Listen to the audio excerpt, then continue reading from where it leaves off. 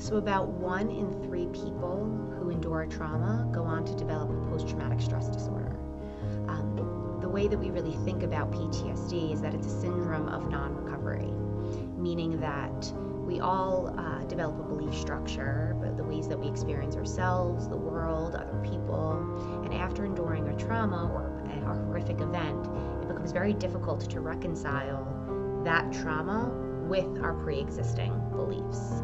And so as clinicians, what our job is to really help people re-engage with their trauma and make different sense of it in order to promote healing.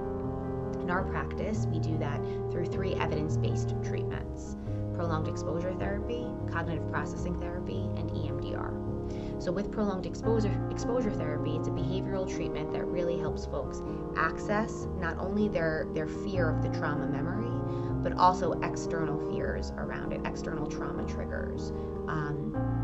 In terms of cognitive processing therapy, what we're doing is we're really accessing the beliefs associated with the trauma to understand what the impact of the trauma was on the person's life, and then help that person develop new meaning making around their experience.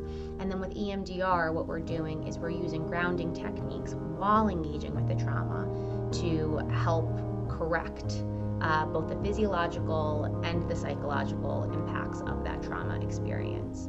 We know that these treatments, in conjunction with a medication like an SSRI, are very useful, very effective, and really promote long-term gains for folks who are struggling with post-traumatic stress disorder.